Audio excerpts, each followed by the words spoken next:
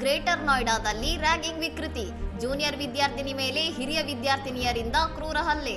ಹಿರಿಯ ವಿದ್ಯಾರ್ಥಿನಿಯರ ಗುಂಪೊಂದು ಜೂನಿಯರ್ ವಿದ್ಯಾರ್ಥಿನಿ ಮೇಲೆ ದೈಹಿಕವಾಗಿ ಹಲ್ಲೆ ನಡೆಸಿ ಆಕೆಯ ಕುಟುಂಬದ ಬಗ್ಗೆ ಅವಾಚ್ಯ ಶಬ್ದಗಳಿಂದ ನಿಂದಿಸುತ್ತಿರುವ ಆಘಾತಕಾರಿ ವಿಡಿಯೋ ಸಾಮಾಜಿಕ ಜಾಲತಾಣಗಳಲ್ಲಿ ವೈರಲ್ ಆಗಿದೆ.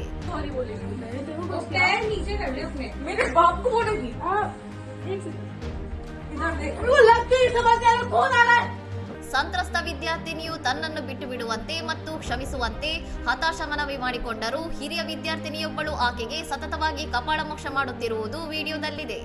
ಈ ಇಡೀ ಅಗ್ನಿ ಪರೀಕ್ಷೆಯನ್ನು ಅಲ್ಲಿನ ಇತರ ವಿದ್ಯಾರ್ಥಿಗಳು ಮೊಬೈಲ್ನಲ್ಲಿ ಚಿತ್ರೀಕರಿಸುತ್ತಾ ಮೋಜು ಮಾಡಿರುವುದು ಸಾರ್ವಜನಿಕರ ತೀವ್ರ ಆಕ್ರೋಶಕ್ಕೆ ಕಾರಣವಾಗಿದೆ. ಘಟನೆ ಸಂಬಂಧ ಎಚ್ಚೆತ್ತುಕೊಂಡ ದಾದ್ರಿ ಪೊಲೀಸರು ತನಿಖೆ ಆರಂಭಿಸಿದ್ದು, ಸುಮಾರು 10-12 ದಿನಗಳ ಹಿಂದೆ ನಡೆದ ಈ ಘಟನೆಯ ಬಗ್ಗೆ ವಿಶ್ವವಿದ್ಯಾಲಯವು ಆಂತರಿಕ ತನಿಖಾ ಸಮಿತಿಯನ್ನು ರಚಿಸಿದೆ. ಇದು ಶಿಕ್ಷಣವಲ್ಲ, ಕ್ರಿಮಿನಲ್ ಹಿಂಸೆ ಎಂದು ಕರೆದಿರುವ ನೆಟ್ಟಿಗರು ಯುಜಿಸಿ ನಿಯಮಗಳಡಿ ತಪ್ಪಿತಸ್ಥರ ವಿರುದ್ಧ ಕಠಿಣ ಕ್ರಮ ಕೈಗೊಂಡು ತಕ್ಷಣವೇ ಅಮಾನತುಗೊಳಿಸಬೇಕು ಎಂದು ಒತ್ತಾಯಿಸಿದ್ದಾರೆ. ಇನ್ನಷ್ಟು ಸುದ್ದಿಗಳಿಗಾಗಿ ನೋಡ್ತಾ ಇರಿ ಸೌರಂ ಟಿವಿ.